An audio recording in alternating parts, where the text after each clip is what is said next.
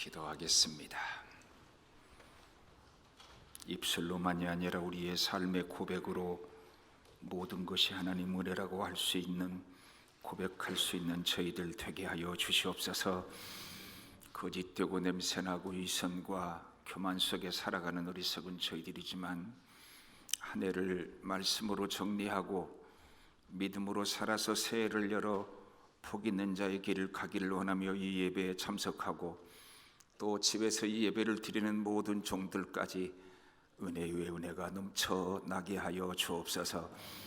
하나님 은혜도 보고 우리 자신도 다 드러내고 고백하고 하나님께서 우리에게 주시고자 하시는 풍성한 은혜로 충만해지게 하여 주옵소서.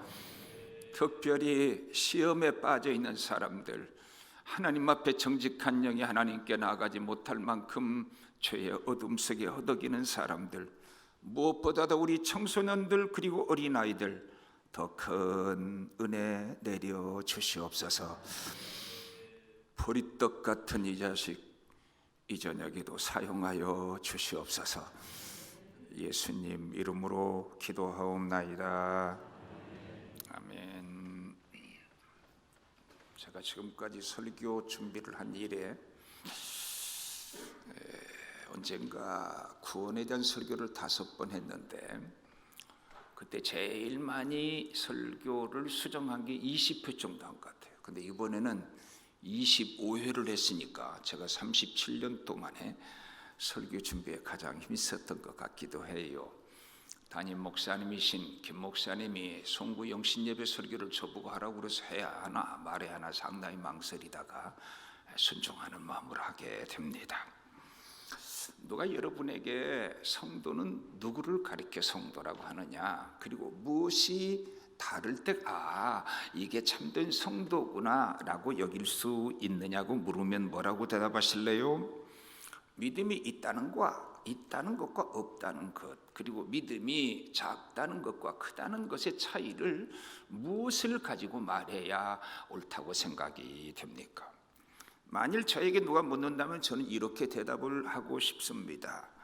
자기 자신과 세상을 보며 살던 사람들은 다 절망과 그리고 교만과 그리고 위선 속에 살아가요. 그러다가 예수를 만난 후부터 그의 삶이 변화되는데 소망과 그리고 겸손과 진실 속에 살아가는 복 있는 자가 성도라고 저는 생각합니다.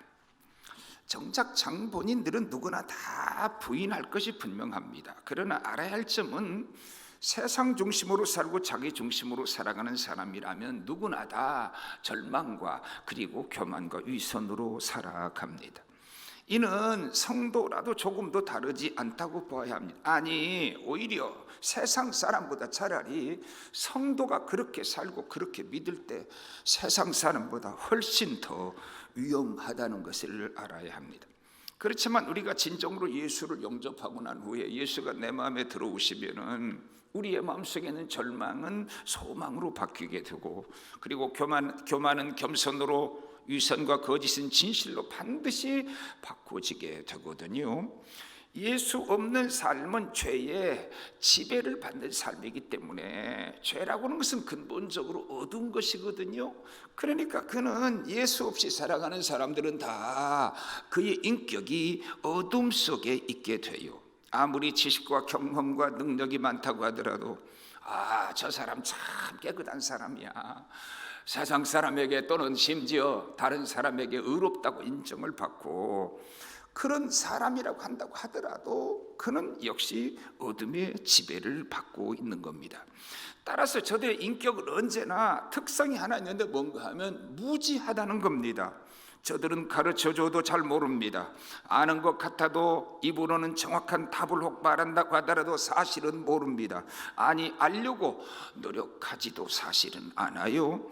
그리고 자기가 처한 어둠을 어둠인지도 몰라요. 그냥 깜깜하니까 뭐가 뭔지 전혀 구별이 안 되는 거예요. 무엇을 얼마나 모르는지도 모르고 있다는 것도 몰라요. 가장 대표적으로 우리가 바울을 들어보면 알아요. 바울은 예수를 만나기 전에는 그는 폭행자였고, 그는 그리고 행악자였고, 그리고 죄인의 괴수로 살아갔어요. 그런데 정작 그는 그때 그걸 알았느냐? 아니, 전혀 몰랐다는 겁니다. 모르는 정도가 아닙니다. 스스로 자신은 아주 의로운 사람이라고 확신 속에 차서 의인처럼 살아가고 행동했다는 것입니다.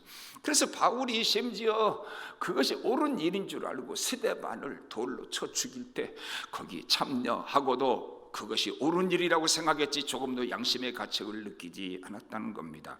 그 확신으로 예수를 믿는 자들을 자신만만하게 잡아 죽이려고 다메섹으로 가지 않았냐 그 말이에요. 제가 지금까지 본 모든 사람들, 자기는 몰라요, 정말 몰라요. 근데 그것이 어둠 속에 있는 자들의 영적 특징이라고 하는 것을 알아야 합니다. 그렇지만 우리가 예수를 만나고 나면 변화가 일어나는데, 예수를 만나고 나서야 자기가 진짜 폭행자요, 그리고 행악자요, 그리고 죄인의 괴수라는 걸 그때야 깨달았어요. 그래서 바울이 디모데전서 1장 15절에서 뭐라고 말을 했습니까? 나는 죄인 중에 괴수니라 라고 고백을 했던 것이거든요. 그러니까 여러분도 이전에 바울의 이전의 삶을 살아가는 사람은 자기가 의로운 줄 알아요. 근데 몰라요. 다른 사람은 알아요. 성숙한 사람은 알아요. 구구단을 외우는 사람은 덧셈 하는 사람 하는지 모르는지 알아요. 2차 방정 푸는 사람은 그 사람이 곱셈을 하는지 모르는지 알아요. 그런데 구구단도 못 외우는 사람이 어떻게 2차 방정식을 알겠어요? 그래서 예수를 영접하면 빛 되신 예수님이 그 마음에 들어가니까 빛의 자녀가 돼서 그때부터 환해지니까 전에 보이지 않던 것들이 눈에 보여지기 시작해요. 가려워진 것들이 눈에 가려워진 눈이 떠져요. 닫혔던 귀가 열려져요. 말 못하던 입이 그때부터 열려지기 시작을 해요. 그래서 빛 아래 있는 사람들이 뒤따르는 것이 바로 뭐냐? 깨달음이에요. 깨달음. 성도에게 깨달음처럼 중요한 것이 없음을 여러분 알아야 합니다. 전에 여러 번 설교를 제가 했으니까 우리가 이단들이 말하는 깨달음과 그들은 영지주의적 깨달음을 영지주의적 지식으로 구원을 받는다는 것을 말은 깨달음이라고 하니까 이것은 잘 구별해야 이단에 빠지지 않아요. 이 점을 잘 구별하지 못하면 이단에 빠지기 쉬워요. 무조건 성도는 깨닫는 삶을 사는 자들입니다. 그리고 깨닫는 것처럼 복된 것이 없음을 알아야 되거든요. 여러분, 깨달음이 있나요? 살아온 만큼 깨달음도 커져야 돼요. 받은 만큼 깨달아야 돼요. 응답 받은 만큼 깨달아야 돼요. 성공하고도 깨닫지만 오히려 실패하고 깨닫는 깨달음은 이전에 성공할 때와 달라요. 보고 깨닫고 듣고 깨닫고 책망을 듣고도 깨달아야 돼요. 깨어있는 성도는 깨달음이 없는 사람은 아무도 없어요. 깨달음이 없다면 그는 반드시 예수가 없는 사람이에요. 그러면 깨달으면 어떻게 되느냐? 깨달음이 있다면 자연히 깨달음 뒤에 뒤따르는 게 뭔가 하면 변화예요. 반드시 변화가 뒤따르게 돼 있어요. 만일 변화가 없다면 깨닫지 못해요. 여러분, 우리가 변화가 좋은 쪽 변화도 있지만 나쁘게 변하는 것도 있잖아요. 예수 처음 믿을 때보다 교만하고 예수 직책이 있을 때일수록 더 주님 사랑 안 하고 세상 중심이고 나쁘게 변하는 사람 얼마든지 있어요. 부부도 말이야, 결혼 초에는 다 사랑하다가 갈수록 나빠지는 사람도 있잖아요. 변화가 없다면 잘못 믿는 것이 분명합니다. 가짜 믿음이지요. 기도를 해도 그 기도는 가짜 기도요. 충성을 해도 가짜 충성이요. 11조를 잘해도 바리새인처럼 하나님 앞에 연락될 수가 없다는 걸 알아야 돼요. 변화가 없다면 깨닫지 못한 사람이고, 깨달음이 없다면 그는 예수 중심의 사람이 아니라 예수도 자기 중심적으로 믿고 있는 사람이 분명합니다.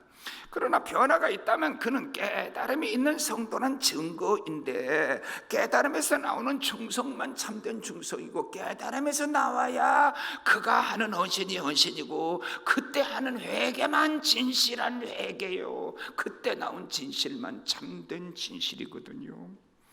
우리가 여기서 알아야 될 게 있는데 자꾸 지금 깨달음을 속이는 게 하나 있어요. 모든 사람에게 똑같아요. 그게 뭔가 하면 한마디로 말해서 지식입니다. 지식은 깨달음이 아닙니다. 예를 들어서 설명하는 게 좀 쉬울 거예요.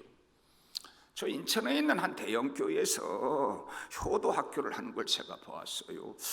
저도 한번 가보고 싶었어요. 근데 뭐 갈 시간이 없으니까 그냥 책이라도 줘서 공부하게 한다면 참 좋겠는데 한번 다음에 물어보고 싶어요. 추정하기로는 동서고금의 온갖 효도에 대한 지식들을 모아다가 잘 가르쳐주도록 체계화한 것 같아 효도 학교를 세상에 만들었으니까요. 저도 배워보고 싶었어요. 아마 그곳에 가면 상상도 못할 동서고금의 효에 대한 정보와 효자들을 다 모아놓고 또 성경적으로 가르침에 틀림이 없을 겁니다. 아마 거기 갔다 오고 나면 대부분은요 효에 대한 지식이 많아질 겁니다. 그러면 그 사람은 효자가 바로 되나요? 아니요, 그렇지 않다는 걸 알아야 돼요. 참 이분을 생각하면 마음이 아파요. 제가 보기에는 좀 남편에게 문제가 좀 있는 것 같아요. 이분은 한국의 가장 위대한 가정사역자 중에 하나인데 정작 부부는 아주 불행하게 살았어요. 지식과 깨달음이 다르다는 증거가 아닐까요? 변화되는 지식만 참된 지식이지요. 지식이라는 건 시간이 지나면 누구나 자동적으로 다 저절로 늘어나요. 우리나라의 옛말이 얼마나 좋아요. 서당께 3년이면 풍어를 읊는다는 말을 다 알 거예요. 특별한 노력을 하지 않고 그냥 서당에 개로 3년만 있어도 그래도 하늘천 따지는 할 수 있는지도 모른다는 재미있는 표현이에요. 근데 거기에다가 만일 그 지식을 얻으려고 노력을 한다고 생각해봐요. 지식으로 자기를 방어하고 나는 이만큼 잘 아는 사람이야, 나는 이 정도 교회에 대해서 아는 사람이야, 그럼 얼마나 많이 알겠어요. 난 솔직히 말해서요, 나 잘 법 몰라요. 우리 교회법 잘 몰라. 지난번에 어떤 분이 내가 뭐 교회법을 잘 아는 줄 알고 자꾸 나한테 물어요. 그런데 모른다고 그랬어요. 그랬더니 아니, 내가 모를 리가 없다고 생각하는 거야. 진짜 저 잘 몰라요. 왜? 나는 양심 따라 살지 법을 연구해 가면서 법으로 사람 잡아 죽이고 법으로 나를 변호하고 법이 이렇게 됐으니까 이렇게 하자 그런 생각 한 번도 해본 일이 없어요. 진짜 저 법 잘 몰라요. 그러나 나는 절대 법을 어긴 일이 없어요. 근데 거기다 만일 법을 연구하고 더구나 교활하고 나쁜 사람이 법을 연구해가지고 그것으로 그냥 온갖 못된 짓 다 하고 법으로 많은 사람 죽인 목사님이 있는데요, 마지막에 자기는 법을 어기더라고요. 수도 없이 봤어요. 그러나 지식 자체가 깨달음은 아니에요. 깨달음은 오직 성령의 역사로 인해서 오는 거거든요. 겸손한 자에게만 주어지는 은혜요. 기도하지 않고는 깨달음은 없어요. 사모하지 않고 깨달을 수는 없어요. 그냥 가만히 있으면 지식이 늘어난 거지 깨달음이 늘어난 게 아니에요. 예수 10년, 20년, 30년 믿어봐. 그래도 그냥 어느 정도 풍어를 한다고 다. 그러나 깨달음은 아니거든요. 깨달으면 뭐가 오는지 아세요? 그 사람이 변화되면 그 변화는 선명하게 드러나게 돼 있어요. 원래가 깨달으면 반드시 변화를 가져오는데 변화가 일어나는가? 빛은 저절로 비추니까 환해져요. 빛이 가면 그냥 저절로 어둠이 어디로 사라져버려요. 여러분, 소금은 어떻게 돼요? 소금을 집어넣으면 반드시 녹아서 맛을 저절로 내요. 여러분, 바울의 변화, 사울의 변화 봐요. 누가 봐도 다 변하지 않았어요? 정말로 완전히 변했어요. 저 우물가에 남편을 6명이나 둔 천한 여인이 얼마나 선명하게 변화됐나요? 여러분, 마가의 다락방에서 성령을 체험한 모든 사람들은 다 변화되지 않았나요? 그런데 변화가 되면 어떻게 변했는지, 왜 변했는지, 무엇이 그들을 변화시켰는지는 몰라요. 그러나 변화된 결과는 선명하게 드러나게 돼 있어요.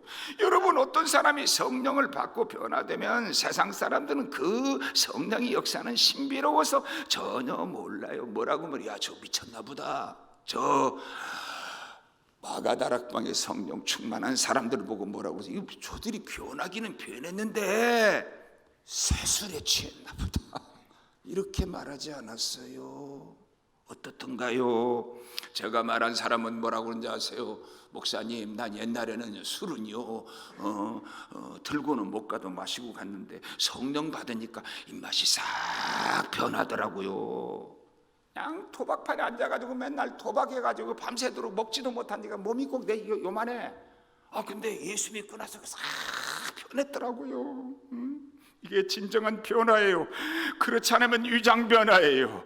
찬송하지 못하던 입술이 진짜 찬송을 해요. 성가대를 한다고 찬송을 하는 게 아니에요. 마음으로부터 우러나는 하나님에 대한 찬송이 있느냐는 거예요. 예수님께서 니고데모에게 성령의 역사를 뭘로 비유했죠? 바람에 비유했어요. 더욱이나 지금이야 바람이 어떻게 해서 부는지, 또 바람이 어떻게 될 것인지, 눈이 올 것인지 비가 올 것인지 다 과학적으로 증명하지만 예수님 시대는 전혀 모르잖아요. 바람이 어디서 부는지 어디로 부는지 잘 모른다고 그랬어요. 그러나 바람이 일으킨 결과는 선명해요. 나뭇잎이 흔들리거든. 바람이 불면 나무가 뽑히거든. 가지가 찢어지거든. 성령이 들어와 우리를 변화되게 하면 그 결과는 선명해요. 저 자신과 또 목회자로서 교인들에 대해서 제일로 모든 목회자들이 공통적으로 하는 통탄스러운 아픔이 뭔지 아세요? 변화되지 않는 성도예요. 초등학교 6학년 때까지 구구단도 못 외우는 우리 친구들 많았는데, 여러분 자라지 않는 자식을 둔 부모의 눈에 얼마나 피눈물이 나겠어요. 때 돼서 학교도 못 들어가고 때 돼서 걷지도 못하고 그리고 지식도 잘하지 않으면 그 부모는 피눈물이 날 거예요. 여러분, 그러나 인간이 변화되지 못함에 대한 아픔이 있나요? 내 자식도 좀 변화될 텐데 왜 나는 변하지 않나? 자기 자신이 나도 좀 변화를 입어야 할 텐데 하는 생각 들지 않나요? 그 생각 안 들면은요, 참된 변화가 일어나지 않아요. 변화를 위장하는 사람들이 많아요. 그러나 가짜로 구원의 확신을 가지면 차라리 구원을 받지 못한 사람보다도 더 위험해. 왜? 그 가짜 구원 확신이 진짜 구원을 못 받게 하거든. 거짓을 진실로 하면 그 사람은 영원히 진실할 기회를 놓쳐버릴 수 있어요. 이런 착각은 누구에게 많은가요? 초신자에게 있는 게 아니에요. 예수를 오래 믿은 사람에게 많아요. 직분이 없는 사람이 있는 게 아니에요. 직분이 높은 사람에게 훨씬 더 많아요. 그러나 이 저주는 세리와 창기보다 더 저주를 받았던 바리새인과 제사장들을 보고 꼭 깨달아야 합니다. 무조건 깨달아야 돼요. 깨달음이 없다면 그런 자신에 대하여 애통하고 가슴을 쳐야 돼요. 깨닫지 못하고 죽은 믿음, 깨닫지 못하는 건 죽은 믿음인데, 죽은 믿음은 믿음이 아니잖아요. 산 믿음만 믿음이에요. 산 믿음은 변화되고 열매를 맺게 되고 상상도 못할 그 다음에 능력이 나타나기 시작해요. 깨달음 후에만 참된 회개가 나와요. 깨달음 후에만 결단도 가능해요. 깨닫는 후에만 내 지식과 내 경험으로 이룰 수 없는 하나님의 놀라운 능력이 나타나요. 믿습니다. 100년이 가고 1000년이 가도 깨달음이 없는 지식만 쌓는 신앙생활을 하면 변화가 없고, 이런 자들은 하나님의 나라의 최대 걸림돌이 된다는 걸 잊어버리지 말아요. 차라리 알고 있는 지식과 가진 직분을 버려서라도 바른 신앙생활을 하는 게 좋아요. 나는 더욱이나 옛날에도 이 말씀을 좋아했지만 은퇴하고 나니까 더 실감이 나요. 함께 봐요. 고린도후서 4장 16절입니다. 시작. 그러므로 우리가 낙심하지 아니하노니 우리의 겉사람은 낡아지나 우리의 속사람은 날로 새로워지도다. 다들 겉사람 중심으로 살아. 보약을 많이 먹고 온갖 운동을 많이 하고 그러면 상당히 좁더라고. 나보다 10살 많으신 분이 워낙 운동을 많이 하니까 의학적 바디 에이지가 저보다 젊으시더구만. 그렇다고 영생하는 건 아니에요, 그죠? 그래도 다 늙어갑디다. 아무리 조금 덜 늙어갈지는 몰라도 다 늙어가요. 문제는 겉사람은 다 늙어가는데 문제는 속사람도 함께 늙어가느냐 아니면 속사람은 날마다 새로워져 가야 하느냐 하는 겁니다. 젊은이라도 이 말씀을 내게 주어진 말씀으로 생각해야 돼요. 그렇지만 노인들은 더 말할 필요가 없어요. 세상 사람과 육적 성도들은 바울과 반대 삶을 살아요. 세상 사람들이 반대로 사는 것은 이해가 되는데 예수 믿는 성도들이 사실상은 실제적으로 육체 중심으로 살아가는 성도들을 많이 봐요. 여러분 30대는 얼마나 젊은가. 요즘 40대는 옛날에 20대 같더라고. 고등학생 자녀 둔 부모들이 얼마나 젊은지 말로 할 수가 없어. 그런데도 30대에도 20대 바라보고 비교하더구만. 애를 한둘 낳고 나서 변해가는 자신의 체형과 얼굴을 보고 나 이제 다 끝이구나 그런 생각이 들었다고 말하더구만. 40대가 되면 30대와 20대를 보고 부끄러워하고 50대가 되면 40대와 30대를 보고 부끄러워하고 60대가 되면 50대 40대를 보고 뭐라고 그래요? 좋은 때다 다 그래. 나 은퇴하고요 원로 목사들 모임에 안 가려고 그래. 거기 가면은 젊다고 심부름만 시킨대. 안 가려고 그래. 그런데 주님 보고 말씀 보고 해야 할 일들을 보고 받아야 할 복을 내다보고 미래를 향해 나가느냐 그 말이에요. 아무리 노력해도 그 사람은 후퇴할 거예요. 썩어져 갈 거예요. 그러나 문제는 속 사람이 날마다 새로워져 가느냐 그 말이에요. 그 사람은 낡아져도 속 사람은 날마다 새로워져 간다면 그 사람은 하나님의 사람이에요. 인간적으로 보아도 젊게 사는 것은 잘 사는 것 아닌가요? 제가 그 미국에 우리나라 그분이 내가 그 집회를 할 때 거기 참석하신 분이 우리나라 경제부총리를 하신 분이에요. 근데 메디슨에 있는 교회 집회를 했는데 끝나고 나서 여러분들이 뭐 권사님들이랑 뭐 커피를 마시자고 했더니 내가 거기서 어쩌다 이런 질문했어. 왜 여자분들은 나이가 드실수록 화장이 더 진해지나요? 그랬더니 한 분이 환장을 하는 거지요. 근데 그 말이 오래 남아있어요. 여러분 좀 옷도 젊게 원색 옷을 입고 안 어울려도 화장도 좀 진하게 하고 머리 염색도 하고 필요하면 성형수술도 해서 좀 젊게 사는 거 절대 나쁘지 않아요. 걸음걸이도 좀 빨리 걸어요. 말도 좀 느리게 하지 말고 빨리 좀 해요. 그게 좋겠지요. 벌장 다 본 사람처럼 악각되며 살다 가는 건 인생으로도 별로 좋지는 않아요. 그러나 여러분 100세 이삭을 낳은 아브람처럼 살 수는 없나요? 80의 헤브론 공략을 자초한 갈렙처럼 살다 갈 수는 없나요? 그냥 한 살 가지고 따지고 말이야. 한 달 가지고 따지고 난 그런 거 상당히 싫어해요. 늘 주님 바라보고 속사람이 새로워져 가는 여러분 되기를 바랍니다. 그런데 하나님 말씀을 통해 항상 깨달음을 우리가 얻는 게 제일 중요해요. 그 사람이 깨닫는 사람이냐 아니냐는 다른 곳에서는 잘 몰라요. 성경을 읽다가 설교 말씀을 듣고 깨닫고 기도하다가 성령이 내게 준 말씀을 통해 깨달음이 있어서 자기 자신이 그때부터 진정한 회개도 나오고 바울처럼 자기를 처복종시켜야 되거든. 어떤 때는 이 성경을 내가 100번도 더 읽은 것 같아. 근데 아니 이런 말이 성경에 있었나 이런 생각 들 때 혹시 없나요? 가끔 있어. 저는요 특별히 사복음서를 읽다가 아니 어떻게 내가 이 말을 전에는 있는 줄을 몰랐지? 내가 이렇게 멍청한가? 아니요, 말씀을 깨달은 후에 오는 현상이라는 걸 알아야 돼요. 저는 살면서 듣기 힘들고 어려울 때 제게 용기를 주는 세 개의 말씀이 있어요. 제가 많이 말하는 시편 23편 5절 다 같이 봐요. 시작. 주께서 내 원수의 목전에서 내게 상을 차려주시고 기름을 내 머리에 부으셨으니 내 잔이 넘치나이다. 여러분 살다 보면 세상 원수도 많아져 가. 뭐 남편 보고 웬슈라며, 자식이 웬슈라며 다. 여러분의 원수가 저 북한에 있나요? 아니요, 다 직장에 있고 내 교회에 있고 내 가정에 있어. 근데 문제는 어디 있는가 하면 진리 때문에 오는 원수가 있냐 그 말이거든요. 저는 이 말씀을 통해 세 가지 유익을 늘 얻어요. 첫째는 원수를 두려워하지 않게 됐어요.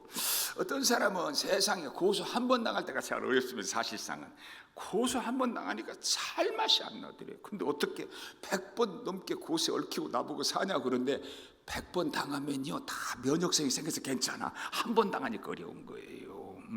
문제는 여러분 원수들의 목전에서 상을 차려주시는 하나님을 믿으면 어떻게 돼요? 원수가 두렵지 않아요. 때때로 원수는요, 권력도 있고요, 돈도 있고요, 언론도 있고요, 어마어마한 것도 있어요. 이 나라는요, 이 자본주의 시대는 돈과 권력이 결탁되면 안 되는 일이 없죠. 그래도 때로는 두려울 때가 있어요. 그러나 본질적으로 두려워하지 않아요. 두 번째는 이건 크는데 원수를 불평하지 않아야 돼요. 난 다윗이 남긴 말 중에 행악자를 너희가 원수를 불평하지 마라, 그들의 성공을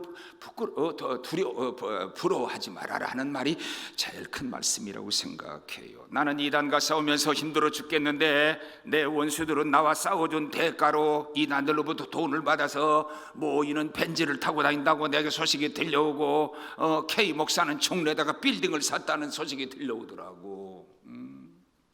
그러나 불평하거나 질투하지 않아요.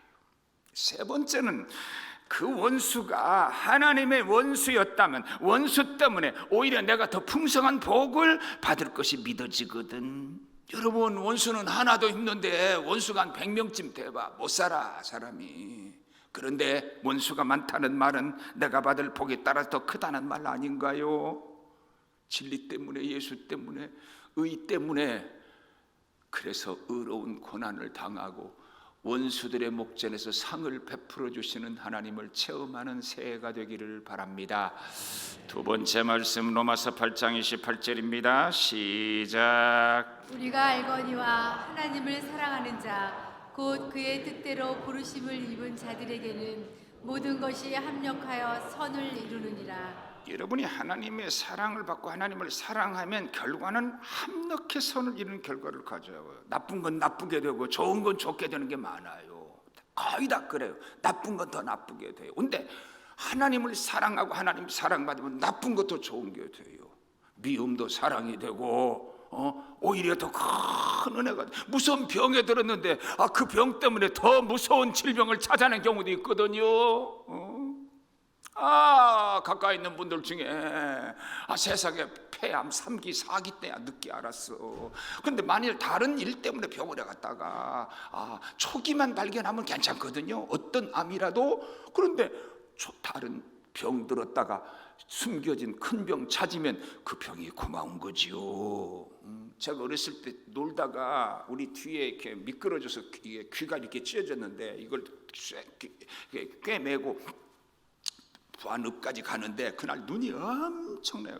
근데 그걸 꿰매고 오다가 눈 속에서 누가 쓰러졌는데 보니까 우리 동네 할아버지세요. 우리 집안의 할아버지. 그래서 우리 어머니가 늘 그래요. 네가 그날 귀가 찢어져서 할아버지 살렸다, 그런 얘기를 했어요. 한쪽 다리를 잃었는데 잃어버린 다리로는 계산할 수 없는 1000배, 10,000배 더 귀한 걸 얻을 수도 있어요. 많은 돈을 잃어버렸는데 돈으로는 계산할 수 없는 하늘 보화를 얻을 수도 있어요. 친구도 심지어 내 부모도 나에게 줄 수 없는 복을 원수를 통하여 받을 수 있게 하시는 하나님 체험하는 2022년 되기를 바랍니다. 오직 조건은 하나입니다. 내가 주님을 사랑하고 주님이 나를 사랑하면 됩니다. 원수들 중에 진리 문제로 인한 원수가 많으면 좋은 거예요. 더 가지려고, 더 높아지려고 싸우다가 생긴 원수들이 대부분인데, 하나님의 원수가 많으면 오히려 합력하여 선을 이루게 하셔요. 세 번째, 하나님은 에벤 에셀의 하나님이십니다. 저는 이 말씀이 그렇게 생각이 자주 났어요. 제가 보니까 한 20여 년 전에 이 본문으로 설교를 했더라고요.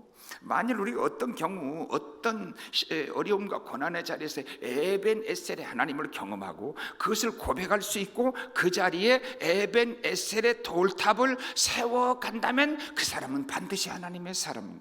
살아온 날 동안에 내가 세운 에벤 에셀의 돌탑은 얼마나 되나요? 이 에벤 에셀의 하나님은 두 가지 의미가 있어요. 첫째는 과거적 의미가 있어요.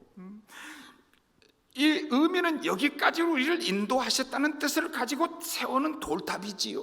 12절 한번 봐요. 시작. 사무엘이 돌을 취하여 미스바와 센 사이에 세워 이르되 여호와께서 여기까지 우리를 도우셨다 하고 그 이름을 에베네셀이라 하니라. 그러니까 여기까지라는 말은 장소를 의미하는데 사실상은 과거서부터 여기 현재 있는 그 자리니까 시간적 의미로 바꾸면 지금까지라는 말이 되지 않겠어요, 여러분? 과거와 나와 함께 하신 하나님을 알고 체험하고 고백할 수 있느냐는 겁니다. 과거를 볼 수 있는 바른 눈이 없다면 미래를 보는 바른 눈은 있을 수가 없어요. 과거는 내가 이미 경험한 것 아니에요. 미래는 아직 경험하지 못한 미지의 영역이에요. 그 미래를 믿음으로 살아야 되는데 과거를 보는 믿음이 없는데 무슨 미래를 믿음으로 살아요? 욕심으로 살고 정욕으로 살지. 그러나 경험한 그 과거를 바로 볼 때 미래가 그때부터 보여요. 천둥 소리 못 듣는데 어떻게 모기 소리 들려요? 오히려 반대인 경우가 더 많지 않나요? 과거에 좋았다가 내일은 나빠질 확률이 더 많아요. 과거에 감사하던 사람이었는데 이제는 모든 감사가 사라져버린 불평꾼으로 살아가는 사람 많아요. 처음은 예수로 시작했는데 지금은 자기 자신으로 그리고 세상 직분을 교회에서 얻으려고 할 수 있어요. 과거의 의의 도를 알고 나서도 얼마든지 그것을 쳐버린 사람들이 성경에 수도 없이 많아요. 과거에 효자였는데 불효자 된 사람 많아요. 첫 믿음은 예수로 시작했는데 나중에는 목사로 장로로 신앙생활 하려고 해요. 처음에는 예수 때문에 예수를 믿었는데 언제부턴가 직분 중심, 명예 중심으로 예수를 믿어요. 한국교회 95% 이상의 시험은 이재철 목사님이 말했어요. 다 장로 못된 사람들이 교회 문제를 일으킨다는 거예요. 이걸 어떻게 해야 될까요? 여러분 생각해봐요. 장로되기 위해서 기도하고 장로되기 위해서 11조하고 장로되기 위해서 선한 척하고 순종하다가 이제 장로 못 된다 싶으면 할 소리 못 할 소리 다 하고 미국 교회는 그냥 임직만 하면 거의 다 교회가 시험 들어서 갈라져 버립니다. 다음에 제가 이 부분을 설교하려고 그래요. 목사도 목사라는 직분 때문에 신앙생활 한다면 참된 게 못 될 거예요. 구원과 성령 때문에 예수를 믿었는데 언제부턴가 명예를 위해서 신앙생활해. 가룟 유다도 처음에야 가룟 유다가 예수 팔아먹으려고 제대됐겠어? 절대 그럴 리 없습니다. 그다 성령으로 가서 안진뱅이 일으키고 그도 큰 역사 이루었을 거예요. 그러나 이 땅에 영적으로 가장 악한 배신자 중에 한 사람이 된 것은 왜일까요? 변질돼서 그래요. 여러분, 우리가 대표적인 사람 구약의 사울왕을 보면 알아요. 그는 처음에 겸손했어요. 하나님만 의지했어요. 그런데 다음에 이가봇 하나님의 영이 떠나고 말았어요. 과거가 오늘을 이루고 그것이 내일을 이루지요. 어디서나 언제나 참 성도는 자신이 살아온 과거 속에서 에베네셀의 하나님이 보여야 돼. 과거의 하나님 은혜를 못 보는 사람인데 그냥 후회와 아픔과 미움과 원한은 남아있는데, 자랑은 남아있는데 예수가 없으면 그는 하나님의 사람이 아니에요. 우리가 다윗을 한번 잘 보지요. 아버지가 볶은 곡식 한 에바와 떡 10덩이를 주어서 전쟁터에 나가 있는 형들에게 주고오라고 심부름을 시켰습니다. 다윗이 블레셋과 싸우고 있는 형들을 찾아서 엘라 골짜기에 갔는데 놀라운 사실을 그가 목도합니다. 블레셋 사람 거인 골리앗을 봤는데 이 골리앗이 이스라엘 백성들을 조롱하고 이스라엘 백성들은 다 군인들이 그냥 모두가 다 사시나무 떨듯이 떨고 도망가고 있었어요. 그때 다윗이 우리가 물맷돌로 5개를 취해서 가서 이 골리앗을 이긴 사건은 예수 안 믿는 사람도 모르는 사람은 아무도 없어요. 어떻게 이 일이 가능했냐 그 말이거든요. 다윗의 고백을 잘 봐요. 사무엘상 17장 34절 35절을 봅니다. 시작. 다윗이 사울에게 말하되 주의 종이 아버지의 양을 지킬 때 사자나 곱이 와서 양떼에서 새끼를 물어가면 내가 따라가서 그것을 치고 그 입에서 새끼를 건져내었고 그것이 일어나 나를 해하고자 하면 내가 그 수염을 잡고 그것을 쳐 죽였나이다. 자기가 그 어린 나이에 양을 칠 때 하나님이 함께 하시니까 사자 입에서 새끼를 건져낸 자기 경험을 고백해요. 과거에 응답받은 기도가 없는데 오늘 기도할 수 있나요? 안 해요. 원망하고 작당 모의하고 별짓 다 하고 맨날 쑥덕거리고 죽어가도 모르더라고. 과거에 나와 함께 하신 하나님이 아무리 커도 모르는 사람 많아요. 부모 사랑 더 큰데 부모에게 고마워 안 하고 불평하며 살아가는 자식들 많아요. 잘 사는 나라 사람들일수록 더 원망과 불평이 많다는 얘기를 제가 수도 없이 했어요. 좋은 교회 다니면서 원망 불평하려면 왜 그 교회 다녀? 왜? 우리나라 그렇게 못 사고 나쁜 나라면 다른 나라가 살아. 북한에 가 살아. 그러면 대한민국처럼 좋은 나라 없거든 사실상은요, 여러분. 그리고 나서 36절에 뭐라고 고백하는지 아세요? 이렇게 말해요. 주의 종이 사자와 곰도 쳤은즉 살아계시는 하나님의 군대를 모욕한 이 할례받지 뭐 아는 블레셋 사람이니까 그가 그 짐승의 하나와 같이 되리이다. 다 떠는데 과거에 나와 함께 하시고 사자도 찢어 죽이게 하신 하나님의 경험이 그 큰 골리앗이 작게 보이게 했다 그 말이거든요. 과거의 사랑의 승리, 과거에 해본 인내의 승리, 과거에 해본 하나님의 말씀대로 살아온 승리가 없으니까 하나님의 교회에서 믿음으로 하는 게 아니라고. 과거에는 비록 세상에는 돈 중심의 눈으로 살았어도 예수 중심으로 변화돼야 하는 거 아닌가요? 저 시골 교회가 뭐가 있어? 다 해봐야 얼마 되지도 않아요. 그러니까 자기 중심에서 자기는 하루에 10,000원밖에 못 받는 사람이 교회 10만원짜리 가지고 그냥 큰 것이 그냥 떠들어대요.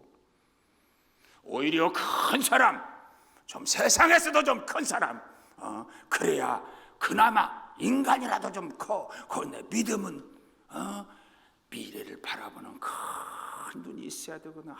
과거에도 내가 그 어린 다윗이 과거에 나와 함께 하셔서 사자도 찢어 죽이고 곰도 찢어 죽이게 하신 그 하나님을 보니까 저 골리앗이 화나는 거예요. 저런 이방인이 여호와 하나님을 저렇게 욕하다니. 이게 믿음이거든요, 여러분.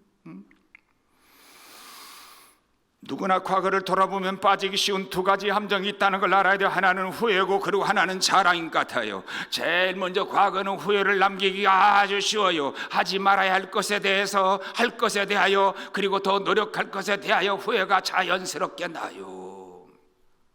후회도 좀 믿음의 후회를 좀 하고, 그때 내가 기도했어야 되는데, 그때 말이야 손해를 봤어야 되는 건데 그러지 못하고 인간적인 후회만 많아. 거기에 원망과 미움과 위선과 거짓까지 있다면 그 원한과 그 실패를 자기 후손들에게까지 물려주더라는 것입니다. 볼테르가 임종 직전에 뭐라고 한 말인지 아세요? 나는 태어나지 말아야 했었다라고 말했어요.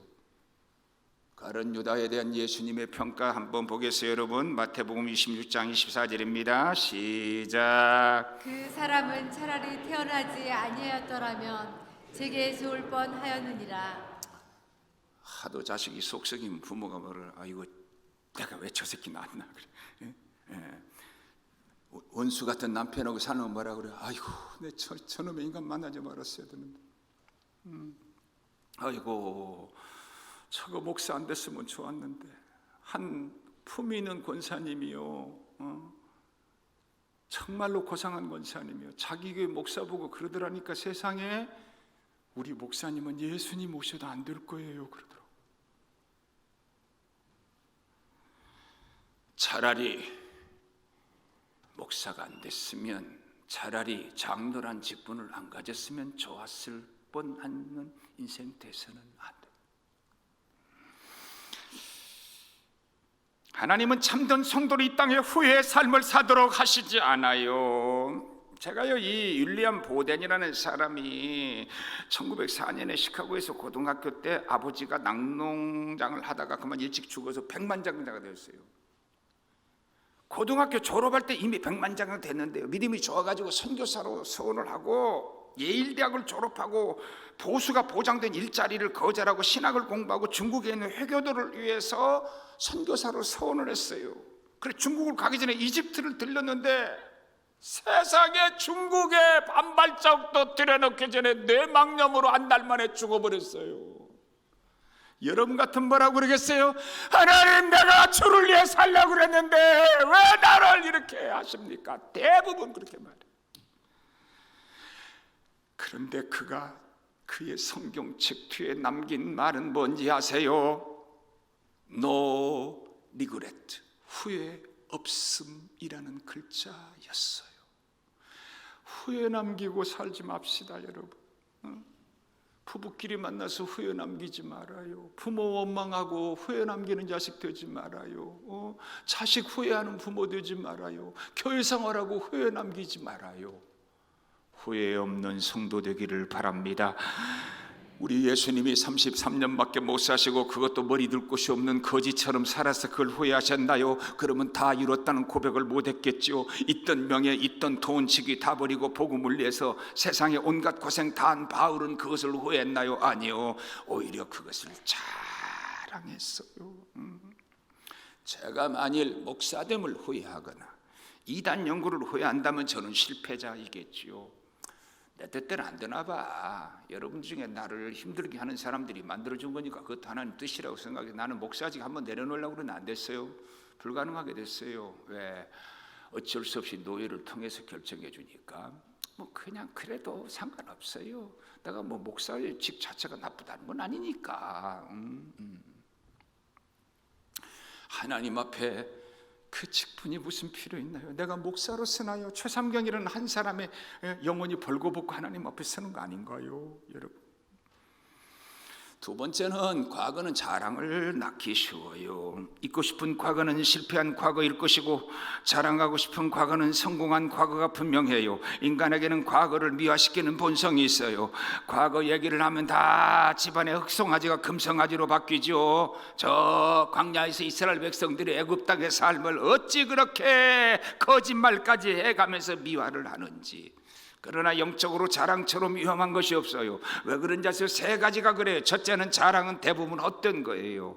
가치 있는 것일수록 자랑하는 것이 아니에요. 자랑하신 것일수록 세상 것일 확률이 많아요. 돈 자랑, 명예 자랑, 자식 자랑, 집 자랑, 얼굴 자랑, 힘 자랑, 가문 자랑, 목소리 자랑, 가구 자랑, 부모 자랑, 지식 자랑, 머리 자랑, 다 마찬가지. 저는 지 부모에게 절대 효자가 아니야. 그래도 지 부모 얘기할 때는 쌍심지를 돋구는 거 왜 그런지 아세요? 자기 자존심을 상하게 해서 그래요. 그건 진정한 의미의 효자가 아니에요. 두 번째, 자랑은 시기심을 유발해요. 자랑이란 내가 너보다 낫다는 비교의식에서 나온 것이거든요. 혹 나는 순수하게 자랑을 했다고 하더라도 그것을 들은 사람에게는 절망감 내지는 시기심을 유발할 수 있어요. 그래서 성경은 자랑을 금하고 있어요. 육적 성도들의 대표적 모습을 자랑이라고 말해요. 갈라디아 6장 13절에 할례 받은 저희라도 스스로 율법을 지키지 아니하고 저희로 할례 받게 하려 하는 것은 너희의 육체를 자랑하게 하려 함이니라. 여러분, 할례가 뭔지 알죠? 한국말로 말하면 포경수술이야. 근데 그거 맨날 자랑하고 사는 저 유태인들 같이 돼서는 안 된다 그 말이에요. 저 시골에 있는 저 분들이 어쩌다가 총대가 한번 되면 이 총대 배지를 주면 1년 내내 달고 다닌대요. 여기다가 가문의 영광처럼. 예. 저 아무도 없는 저수지에 완장이라고 하는 단막극을 봤는데 여기다 완장 차고 혼자서 돌아다니는 거야. 내가 이 저수지를 지키는 대장이라고 이거 완장 차고서. 목사가 완장인가요? 장로가 완장인가요? 아니요. 예수 자랑, 내 속에 있는 예수 생명 자랑하는 그런 우리 교회 되기를 바랍니다. 시편 3절 다 같이 봐요. 시작. 하기는 그의 마음에 욕심을 자랑하며 탐욕을 부리는 자는 여호와를 배반하여 멸시하나이다. 하나님을 모르는 사람들에게는 언제나 불의와 추악과 탐욕과 악의와 시기와 살인과 분쟁과 사기와 악독과 수근수근거림과 비방과 하나님에 대한 미움과 능욕과 교만과 악의 도모와 부모 거역이 가득 차 있다고 그 특성을 로마서 1장에서 말했는데 그 중에 하나가 뭔지 아세요? 자랑이에요. 교회도요, 교회 자랑하지 말아요. 거예요. 교회에 전도하고 다는 거 자랑해야지. 저 학교 빌려서 하는 교회 안수 집사님 만났는데 제 처하고 밥 먹는데 뭐라는데요?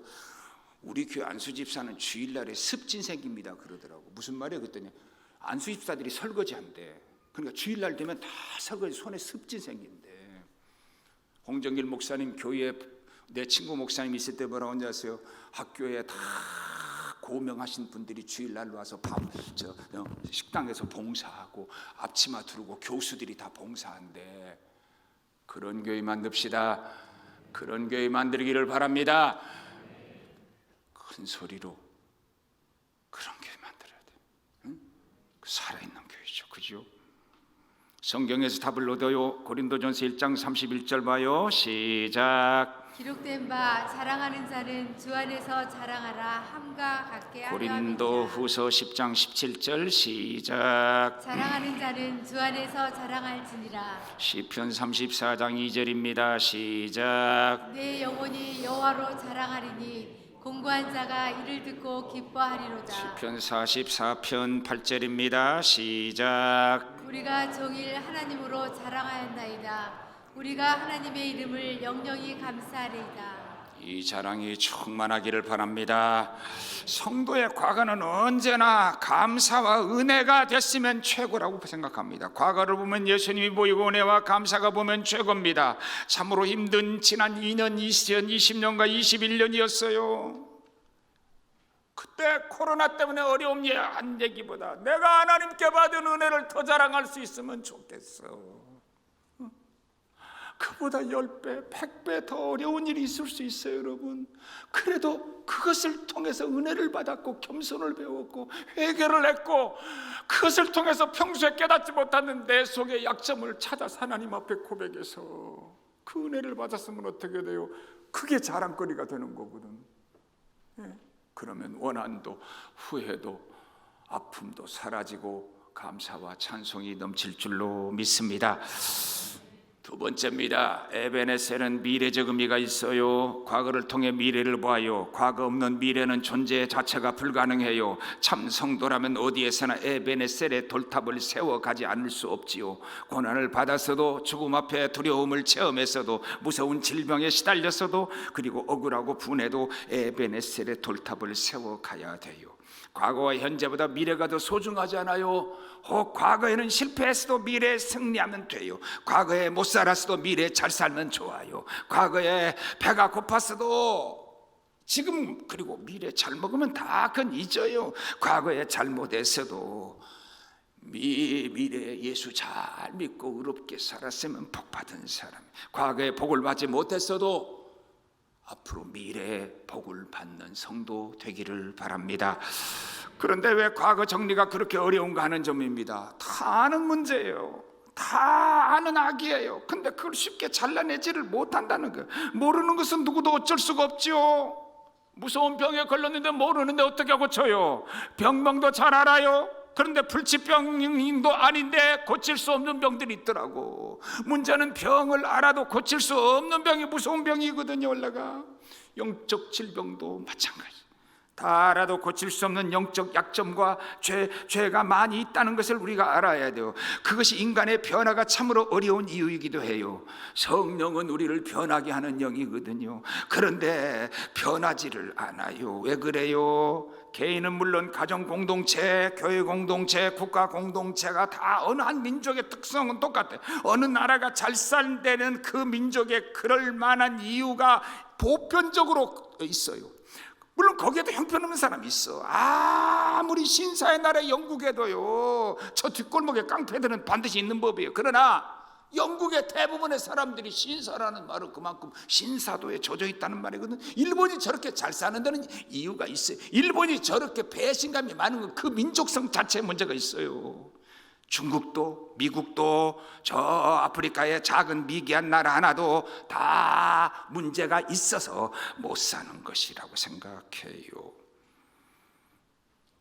우리 민족의 문제점들을 저 조선시대부터 얼마나 우리 민족이 가지는 약점에 대해서 참 정말 우리는 이 파당이 제일 문제예요. 우리 민족의 파당이 문제. 우리나라 그렇게 못 사는 나라 아니고 세계에서 보는 우리나라는 최고예요, 최고. 예? 제가 미국의 그 무기 만드는 회사에서 일하시는 장로님하고 이번에 식사를 하면서 제가 물었어요. 장로님, 하나 물어보겠어요. 미국이 보는 한국은 어떤가요? 우리나라 K9 자주포나 그리고 저 항공만 만드는 실력이나 잠수함 만드는 실력이나 이런 걸 어떻게 보나요? 미국도 놀라고 있지요, 그러더라고. 이번에 K9 자주포를 호주에 1조 원을 넘게 팔았더라고, 세상에. 근데 왜 우리는 안 되는 나라, 망해가는 나라, 왜 그런지 이 정치인들이 자꾸 이렇게 만들어요. 어떤 때 들어보면 학자들이 모여서 얼마나 우리의 문제점을 잘 지적하는지 몰라요. 통전한 반성을 촉구하기도 해요. 그런데 변화되지 않아요. 때로 개인적으로 잘못했다고 자신의 입으로 시인도 해요. 글로 잘못했다고 쓰기도 해요. 근데 또 안 변해요. 왜 안 변해요? 네 가지 때문에 그래요. 첫째는 정직하지 않아서 그래요. 모든 은혜는 정직함으로 시작돼요.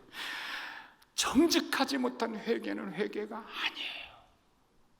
기도다운 기도는 정직하지 않은 사람 못해요. 제가 보면 어떤 사람은 근본적으로 기도 자체와 상관이 없이 살아가는 분들이 있어요. 근데 그분들은 내가 보니까 하나님 앞에 정직하지 않아요. 두 번째, 변화라고 하는 마음이 없어요. 자신은 영향력을 받을 사람이 아니라 영향을 주어야 될 사람이라고 생각해요. 목회자에게도 영향력을 주기 위해 해야 돼요. 목사가 알아주지 않으면 그 다음부터 삐져요. 그러면 안 돼요. 주님에게 인정받아야지. 세 번째는 다른 숨은 목적을 가지고 있어요. 다시 말하면 세상에서 구할 것을 교회에서 구하거든. 대표적인 교회가 어느 교회예요? 고린도 교회. 그러니까 고린도 교회 대표적인 현상이 뭐예요? 파당이 많아요. 다툼이 많았어요. 돈을 보고 사는 형제들 치고 서로 돈 가지고 하는 대기업의 형제들끼리 사랑하고 사는 기업 봤나요? 하나도 못 봤어요. 그래도 그 형제들은 최고 좋은 사람들이라고 소문이 났는데 마지막에는 서로 싸워서 헤어지고 형이 자살해 죽지 않았어요. 여러분, 교회에서 세상 끝 구하고 교회를 통해서 내가 영향력 행사를 하려고 하는 교회 치고 평안한 교회 있나요? 없어요. 네 번째, 잘못된 방법으로 문제를 해결하려고 하는 거예요. 복통을 두통약 먹어서 해결하려고 하는 거예요. 지난번에 의사가 오른쪽 무릎을 잘라야 되는데 실수로 왼쪽 무릎을 잘라버렸더구나. 그 사람 다시 오른쪽 무릎 또 잘라내야 되거든. 교만이 문제인데 자기는요, 그 교만은 시인 안 하더라고. A라는 죄를 다 알고 있어. 그래서 막 기도하면서 그걸 회개시키려고 그러는데 뻔뻔하게 위선을 부려 B를 말해. A는 말을 안 하더라고요. 제가 아는 친구 하나는 참 책임성이 없어요. 왜냐하면 그것이 어디서 왔는가 하면 굉장히 성격이 우유부단해요. 그래서 별명을 우유부단이라 안 하고 별명을 치즈부단이라고 불러. 자기도 자기 입으로 말해. 내가 치즈부단이라고 그러면서. 근데도 고치지 못해요. 어디 가도 실력은 대단해요. 그런데 어디 가도 책임성 있는 인생을 살지 못해요. 그거 하나 고쳤으면요 대학자 됐을 거예요 아마. 근데 그거 하나 못 고쳐서 인생이 망가져요. 과거의 잘못, 과거의 실패, 교만, 미련 등이 아무리 나를 괴롭히고 나를 힘들게 해도 내 실패의 원인이 되어 그것이 나를 내 사랑하는 자녀들까지 불행하게 만드는데도 하나님 앞에 내어놓지 못하니까 못 고치고 말더라고요. 여러분 어떤가요? 하나님 앞에 오려는 좀 정직하게 우리 모두 서서, 하나님은 그렇지 않아도 우리에게 은혜 주시기를 원해요. 하나님은요 우리 힘으로 안 되는 걸 성령으로 하시는 분이시거든. 방법은 오직 하나, 회개하는 길밖에 없습니다. 에베네셀의 돌탑 뒤에는 철저한 회개 운동이 있었음을 절대로 잊어서는 안 됩니다. 속적 바벨론의 군이 아벡에 진을 치고 이스라엘 군과 싸울 때 전쟁에 나가서 4,000명이 다 전사를 했어요. 그러니까 또 이스라엘 장로들이 하나님께 물어보지도 않고 언약궤를 들고 나가 싸우면 이길 것이라고 생각해서 실로에 나가서 그보다 10배가 많은 4만 명이 전사를 해버렸습니다. 법궤까지 빼앗겼습니다. 거기다 엘리 제사장 두 아들 홈리와 비니와스가 그 전투에 나가서 죽고 말았습니다. 하나님과의 관계는 고려하지 않고 무조건 전쟁만 이기려고 하나님의 힘을 빌려보자는 자세가 낳은 결과거든요. 십자군 전쟁 보세요. 다 십자군 전쟁 망했어요. 썩을 대로 썩어지면서 어린아이들 세우고 나가서 전쟁하면 하나님이 함께 해주셔서 전쟁에 이기려고 십자군 전쟁을 하니까 천주교, 기독교가 망하게 되는 결정적 원인 중에 하나가 뭔지 아세요? 십자군 전쟁. 똑같은 짓들을 하고 있다고. 똑같은 짓을 하기 쉬운 게 인간이라고. 블레셋군은 하나님의 언약궤를 탈취해 가져다가 아스다스에 있는 다곤 신당에 두었습니다. 하룻밤을 지내내 보니까 다곤 신당의 우상이 그 옆에 코가 땅에 떨어지고 그 처박혀 있거든요. 그래서 다음 날은 보니까 우상이 또 거꾸러져 있거든요. 사흘째 되는 날에 보니까 아예 우상의 목이 꺾이고 양팔이 부러지고 몸통만 나뒹굴고 있거든요. 그것이 아니었어요. 아스다 지방에 독종이 생겨서 백성들이 죽어가기 시작을 했어요. 그러자 여호와의 길을 이스라엘 백성에게 돌려주자는 생각이 들었어요. 그러자 기앗 여아림의 엘리아살의 언약궤를 맡아 오시는 중에 20년 동안 이스라엘 백성에게 어느 정도 평온이 유지됐어요.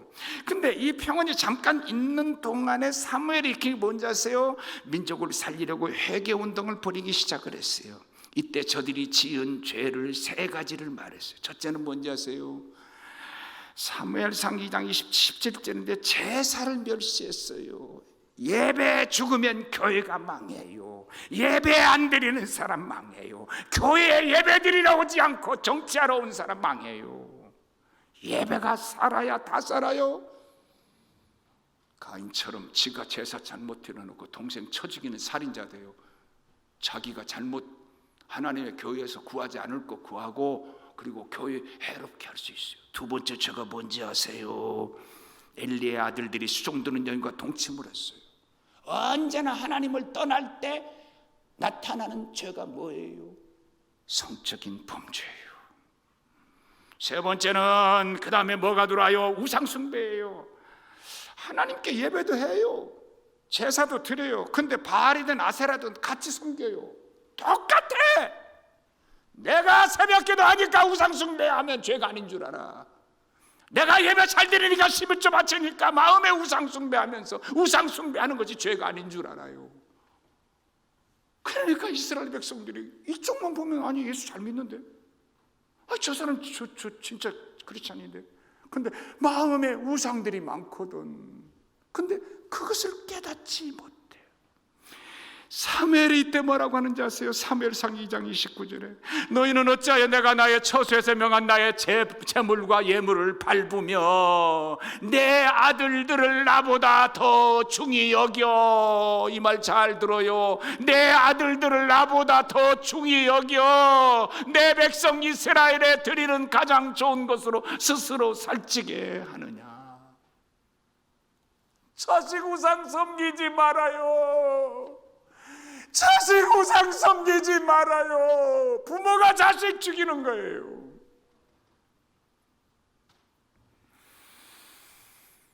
이때 사무엘의 말을 듣고 회개를 했어요. 그래서 하나님이 뇌성으로 블레셋을 흔들어 버리니까 저희들이 사기를 잃어버렸어. 그 틈을 타서 이스라엘 백성이 저들을 공격하니까 대성을 거두었어요. 사무엘상 2장 10절 함께 봐요. 시작. 여호와를 대적하는 자는 산산이 깨어질 것이라 하늘을 우레로 그들을 치시로다. 이때 미스바와 센 사이에 에베네셀이라는 기념물을 세우고 하나님이 여기까지 됐다. 내가 싸워서 이기면 내가 이겼다고 그래요.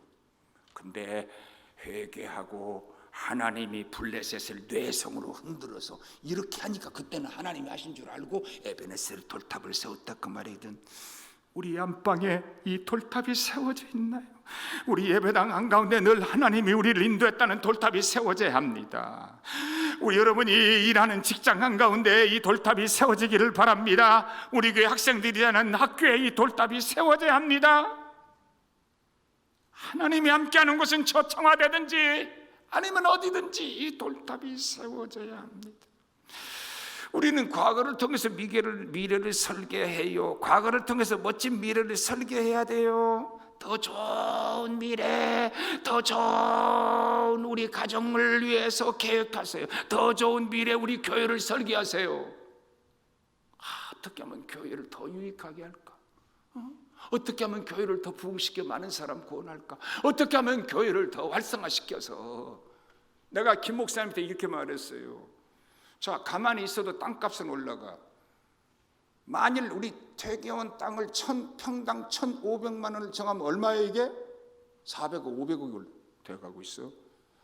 계속해서 우리가 주차장도 필요하고 일은 해야 되지만 안 되고 교회가 쇠퇴하면 한쪽을 팔아서 한 100억어치나 200억어치를 팔아가지고 막 뿌려. 막 청소년들은 여름마다 해외에 연수 보내주고 교회 안에는 그냥 모든 부서마다 영어 지도자를 만들어서 하고 선교 뿌리고 동네에 못 사는 사람은 다 우리가 먹여 살리고. 차라리 그렇게라도 하시라고 그랬죠. 아멘 안 하나요? 그렇게 합시다. 그렇게 합시다. 살아있어야 돼요. 교회가 살아있어요. 안 되면 재산이나 늘리고 교회는 말라가는데 그 재산 우리 얼마 있다고 그럴 필요 없어. 그러면 큰일 나요. 나중에 그 재산 찾으려고 싸우는 거야. 그때는 안 되면 팔아서 구제하고, 팔아서 가난한 사람 주고, 팔아서 교육부 살리고 그래야 돼요. 그런 교회 되기를 바랍니다.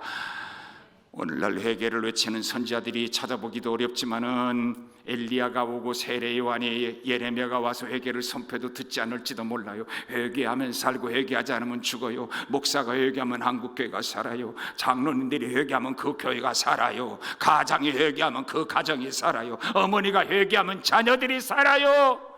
자녀들이 회개하면 부모가 살아요. 우리 다 고난을 당했든지 전쟁을 했든지 질병에 들었든지 미움을 받았든지